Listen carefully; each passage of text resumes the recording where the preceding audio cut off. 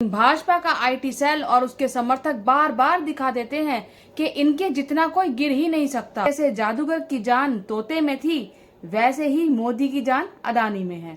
चोट लगेगी अदानी को तो दर्द होगा मोदी। पहले तो मोदी जी सामने ही नहीं आ रहे थे और जब आए तो वही अपना लंबा चौड़ा भाषण दे डाला, लेकिन अदानी का नाम फिर भी नहीं लिया। आज हालत ये है कि जो भी अदानी के खिलाफ एक शब्द भी बोलता है उसको ही उठाकर या तो जेल में डाल दिया जाता है। अदानी ग्रुप ने कोयले का दाम अधिक बताया है, जिसकी वजह से जनता को बिजली महंगी खरीदनी पड़ी। जनता को बिजली महंगी दरों पर देकर 12,000 करोड़ रुपए अदानी की जेब में डाले गए। संजय सिंह भी लगातार अदानी पर बोलते जा रहे थे, तो चुप तो कराना था ना भाई। अदानी पर सवाल पूछने के लिए महुआ मोइत्रा ने एक बड़े व्यापारी हीरा नंदानी से रिश्वत ली है। शेरनी की तरह दहाड़ती है वो संसद में भी और संसद के बाहर भी।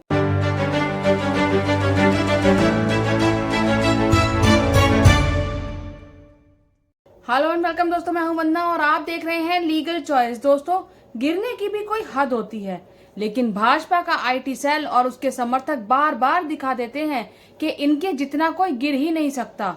अगर कोई साहेब के दोस्त का नाम भी लेगा तो उसको बख्शा नहीं जाएगा और उसको सबक सिखाने के लिए ये किसी भी हद तक गिर सकते हैं।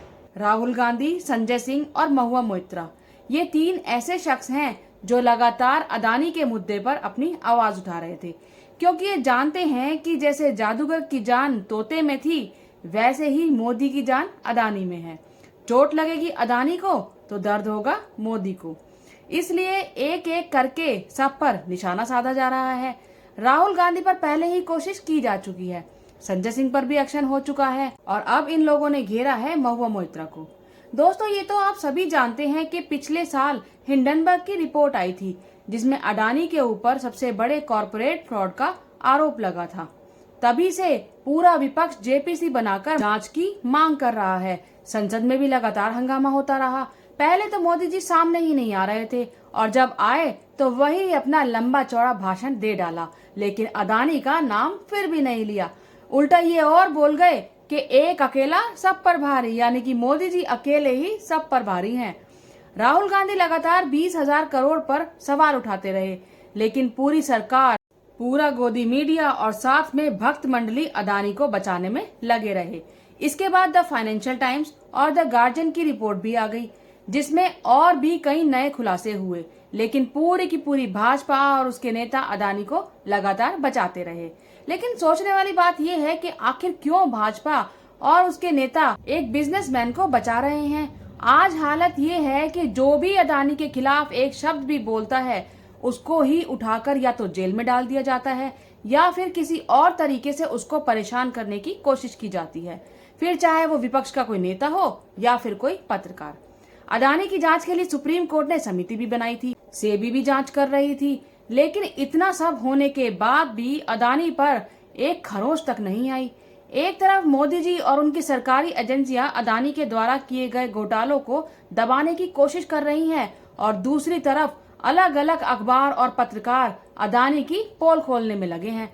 अभी 5 दिन पहले ही फाइनेंशियल टाइम्स की एक नई रिपोर्ट आई है, जिसमें कहा गया है कि अदानी ग्रुप ने कोयले का दाम अधिक बताया है, जिसकी वजह से जनता को बिजली महंगी खरीदनी पड़ी। कांग्रेस का आरोप है कि जनता को बिजली महंगी दरों पर देकर 12,000 करोड़ रुपए अदानी की जेब में डाले गए, यानी कि पहले जो सवाल 20,000 करोड़ का था, अब वो 32,000 करोड़ का हो गया है। द प्रिंट ने फाइनेंशियल टाइम्स की पूरी खबर को आसान भाषा में बताया है। इसमें लिखा है, अंतर्राष्ट्रीय मीडिया में अडानी ग्रुप द्वारा व्यावसायिक कदाचार के ताजा आरोप लगाए गए हैं।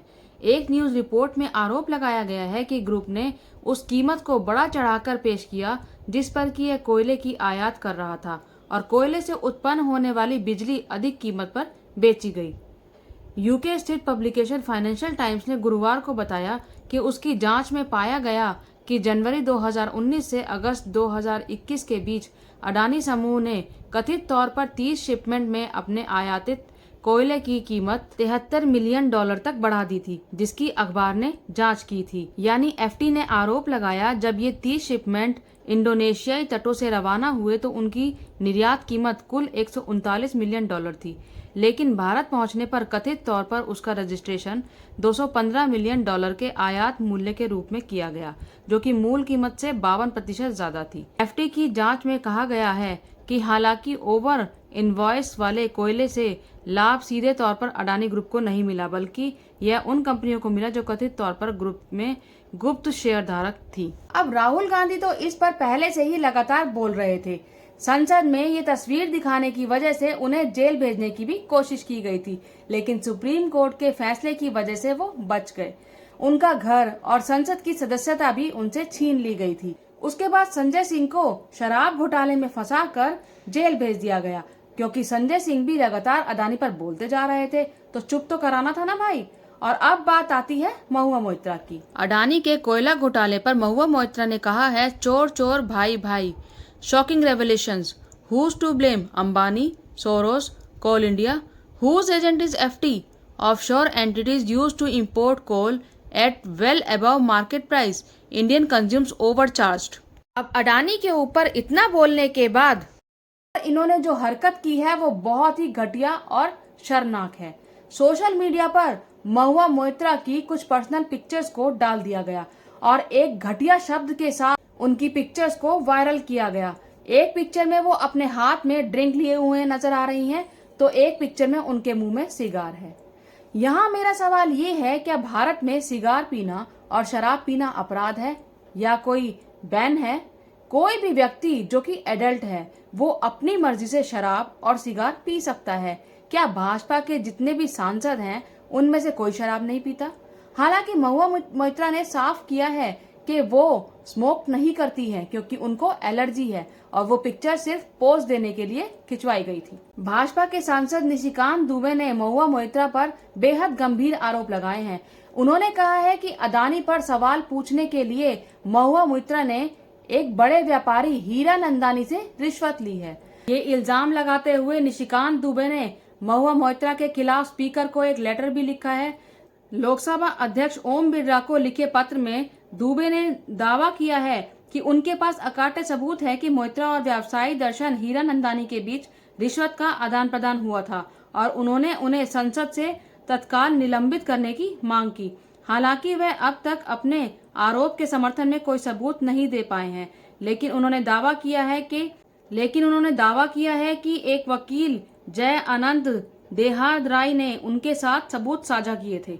महुआ मोइत्रा का कहना है कि if Adani group is relying on dodgy dossiers created by dubious Sanghis and circulated by fake degree wallahs to either shut me up or bring me down, I would advise them not to waste their time, use your lawyers wisely. उन्होंने CBI को भी ये कहा है कि CBI का स्वागत है मेरे ऊपर जो इल्जाम लगे हैं उनकी जांच के लिए, लेकिन उससे पहले वो अडानी के ऊपर भी वो जांच करके आए जो इल्जाम उनके ऊपर लगे हुए हैं।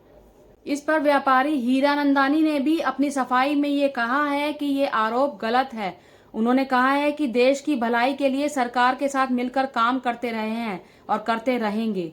हम कारोबार करते हैं, राजनीति नहीं। इससे पहले भी निशिकांत दुबे महुआ मोइत्रा के बारे में काफी अनाप शनाप बकते रहे हैं और बदले में महुआ मोइत्रा भी निशिकांत दुबे पर फर्जी मार्कशीट का आरोप लगाती रही। लोकसभा के स्पीकर को लिखे हुए पत्र के लिए उन्होंने कहा कि भाजपा सांसदों के खिलाफ विशेषाधिकार हनन के कई प्रस्ताव लंबित है। उन्होंने लोकसभा अध्यक्ष से उनके खिलाफ कोई भी प्रस्ताव लाने से पहले इन प्रस्तावों से निपटने के लिए कहा।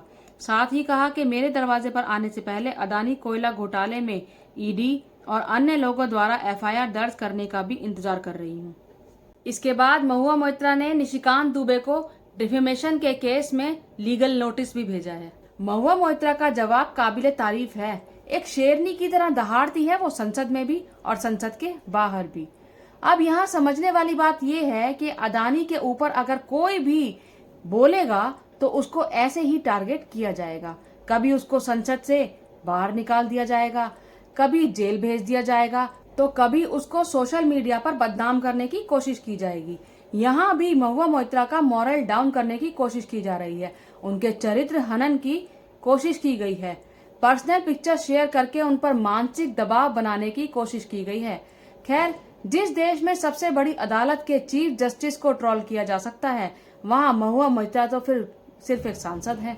याद कीजिए, chief justice of India DY Chandrachud का कोई डिसीजन जब इन लोगों को पसंद नहीं आया था तो उनको भी सोशल मीडिया पर ट्रोल कर दिया गया था। उनकी बेटियों के लिए अपशब्द बोले गए थे। लेकिन जिसके साथ सच की सच्चाई होती है वो ऐसी गीदड़ भपकियों से डरते नहीं हैं, चट्टान की तरह अपनी बात पर अडिग रहते हैं। आप इस बारे में क्या सोचते हैं अपनी राय कमेंट बॉक्स में जरूर दीजिएगा। मेरी इस वीडियो को लाइक कीजिएगा, शेयर कीजिएगा और मेरे चैनल को सब्सक्राइब जरूर कीजिएगा।